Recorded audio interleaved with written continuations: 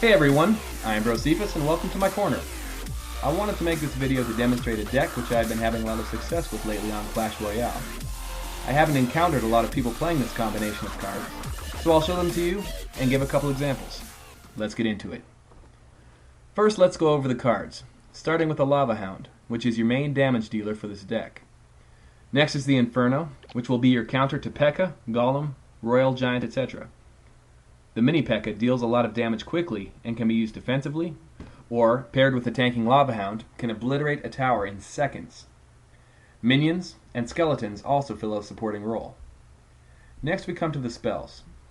Lightning will clear out most defensive troops such as Wizard, Musketeer, Ice Wizard, or Witch, as well as dealing damage to the tower. Arrows are primarily to shut down minions or minion horde, and Zap, which is probably the most versatile and useful card in the game. Now I'll show you a couple examples of just how effective this deck can be. Alright, so this first replay is from a tournament in which I placed 4th using this deck. I have an ideal starting hand with the Lavahound. I'll usually wait until the elixir gets to 9.5 seconds before putting it out, just in case my opponent starts with a hard push down either lane.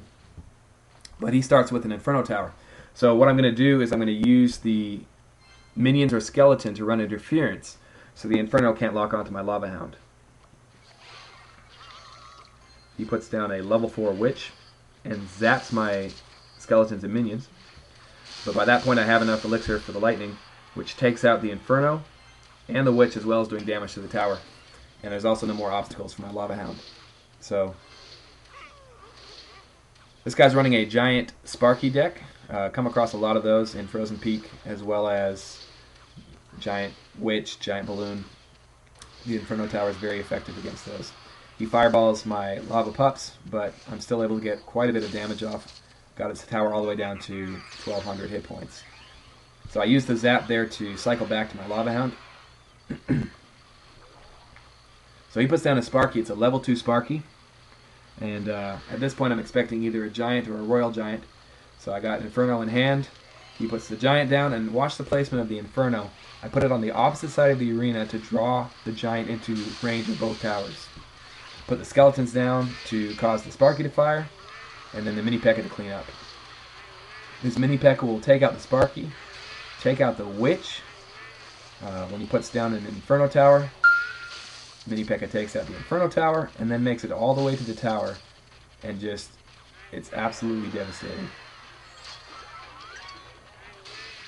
So we're getting close to double elixir time here. Usually I'll start placing my Lavahound closer to the bridge, as I don't have to wait as long for elixir to build up. So you see there at 9.5 seconds again, placing it right by the bridge.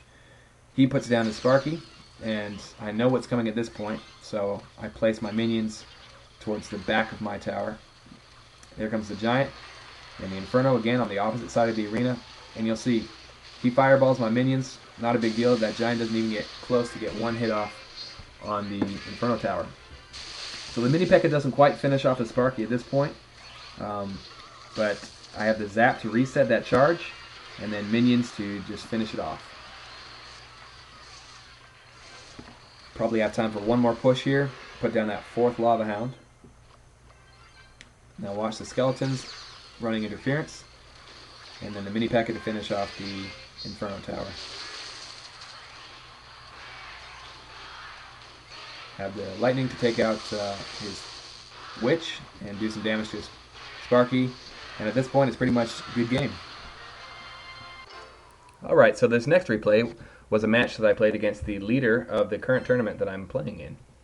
So that's what the crying face at the beginning is for. So you can see here that I don't have an ideal starting hand. Lavahound is nowhere to be found. I'm going to have to cycle back through it, and to make matters worse, he puts down an elixir pump, giving him an immediate elixir advantage. So I have no choice but to throw out my minions and my Skeletons and essentially waste them. As you can see here, he zaps my minions and the Skeletons are as good as dead. But I get my Lavahound out, cycle to it, get it out, and when he sees that I have that, he puts out his Royal Giant. So if you wait until 9.5 seconds of elixir before you put your Lavahound out, you should have enough time, even if he puts his Royal Giant right at the bridge, to get your Inferno Tower out if it's in hand. So you can see there I was able to take out his Royal Giant with doing very minimal damage to my tower. Alright, so I lightning his Tesla elixir pump and tower here. If I would have waited 1 second, I would have taken out his wizard instead of doing damage to the tower. But obviously I got that out as soon as I could. Alright, throw down the skeletons right here to distract his wizard for 1 second, just so he gets one less shot off on my tower. And now we're pumping back up again to get the Lavahound out the second time. Alright, so now watch how he changes the strategy a little bit. He's going to put out his bomber, and well, we'll see what happens. So the Lavahound comes out, and you can see I'm expecting a Royal Giant, so that's why I have Inferno selected. Alright, so there it comes, and watch how he places this miner right where I'm going to put my Inferno Tower, which was very effective. So I put down my minions to take care of his miner, his bomber, and start going to work on his Royal Giant. A zap takes care of him, and but he was still able to get off a massive amount of damage on my tower. He's currently in the lead as far as the hit points go. His wizard extinguishes my minions and lava pups. Now we're going into double elixir time. So now watch what I do here. I'll wait till the wizard crosses the bridge and then put my Lavahound out so that he aggroes onto my Lavahound, leaving my tower and my skeletons to finish taking him out. I was expecting the Royal Giant, so I put the Mini P.E.K.K.A down in the back, but he put down the Barbarians instead.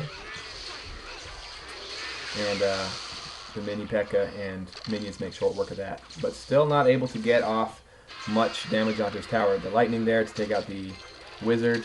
They did a little bit of damage. He comes with the Royal Giant and the miner again, effectively taking out my Inferno Tower. I put a Mini P.E.K.K.A down to finish him off in a few strokes. And at this point he has a little bit of a lead and we're going into overtime. So I get that Lavahound out, minions to take care of the Barbarians. Minions is pretty much the only counter to Barbarians that I have with this deck. So if Iago, if that's how you say his name, was playing a little bit differently, you might see that he would surround his Royal Giant with Barbarians and make it very difficult for me. But you see some last-ditch efforts here to distract my Lava Pups and minions, and it's pretty much game over. So, again, this deck is able to effectively counter Royal Giant decks, Hog decks, Giant Sparky. You can see here I have quite a few victories using this deck. So there it is, guys. I hope you found this video useful. If you have any questions, thoughts, or suggestions, feel free to comment down below. Don't forget to like, share, subscribe, and keep it locked right here for more Clash Royale videos. Peace!